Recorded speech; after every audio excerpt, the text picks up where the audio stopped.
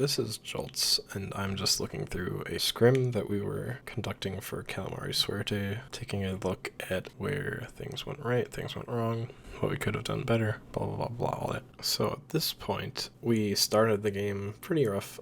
There was a bomb in the middle that got two of us. I should have honestly been looking for that, but on top of this, there is an issue with position of Katie and Owen. So when Magic and I rolled out, we were going straight across the plat, but as Owen was being pressured by a slosher, he had to move back, and KD went toward the enemy stack to chase the heavy splatling and was forced to run away. So now there is a bridged gap between them across the entire map as the enemy team is pushing the tower, and the slosher can basically hit any point at which Owen wants to come and meet up with KD or the tower and our spawns.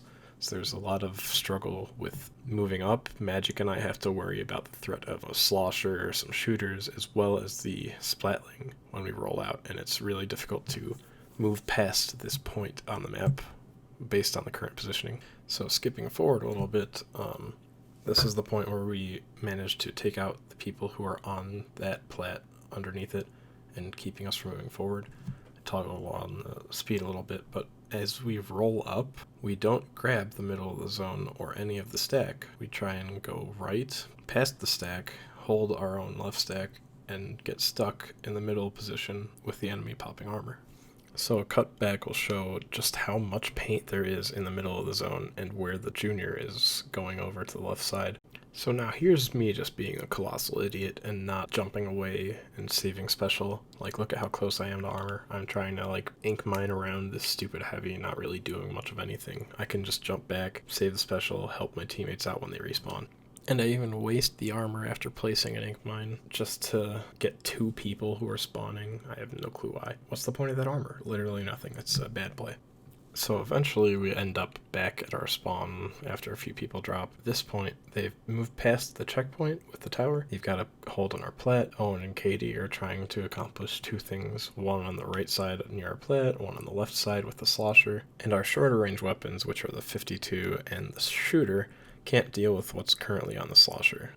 And here I draw over the areas we have control on the map versus the influence of the slosher, as well as the splatling and the people who have spawned recently, and how much more ground they have versus us. And we don't even have the left side of our base painted to get the specials off. And basically the rest of the game is just trying to hold the second checkpoint. I make a stupid mistake, don't listen to teammates, don't see stuff, and eventually die to this 52 that's flanking behind us, and a lot of other poor fights go wrong. We try and take positions that we shouldn't be, and eventually the game just ends based off of similar issues that were present in the first few minutes of the game. And the next game starts on the Humpback Pump Track, and I wanted to make note of some problems with the paint as well as the double armor. Our armor weapons aren't really able to respond easily with the bubbles. We don't have any way of popping bubbles or forcing an objective that is the zone, and we need something to swap around, like maybe put custom diluted squelchers in place of 96 gal to have more paint, maybe even have vanilla slosher along with the 96 gal in order to provide pressure. Something that can have baller, I don't know, something that benefits bubbles that are provided by my splatling. Either that, or I could change to something like ballpoint. I don't know. There's something wrong with the comp that needs to assist it in moving forward, and the bubbles were my key to doing that. I didn't want to go over this whole game, just a few points at which I drew out some areas that need to be covered in order to move forward with your team toward the zone, along with the right path, of course, but that's not really an issue. One problem is when you try and pop armor to force a path when your teammates haven't already established it or aren't already spawned, because the armor can time out, force your other specials out to try and salvage what the armor had when it faded, and it doesn't result in a good push when you don't have the ground already covered to try and move forward. And it's kind of hard to recognize when an armor pop is bad. Like, you might be thinking, oh, there's some paint there in front of me, but it actually results in your teammates wanting to move forward to engage on a fight that would otherwise be really tough to force. Just painting and having more people grab special makes it easier for the whole team to go in rather than asking them to go in.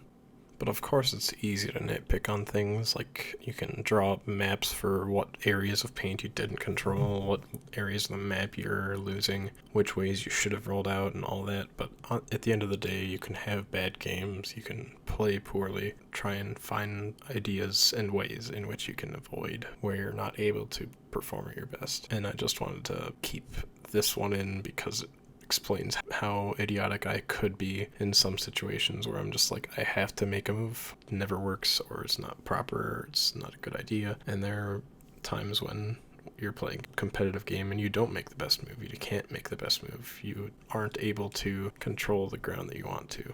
And it all comes down to getting past that moment and moving to the next one. So instead of just ending with all this scribbles and garbage, let's look at some games from previous scrims or in those scrims in which there were some pretty decent team plays, and just play them out with audio. If other people want to try and analyze them, just do so, pause video, do the similar things that I do and draw maps of stuff and get an idea of what's going on with your team as you're moving about the map.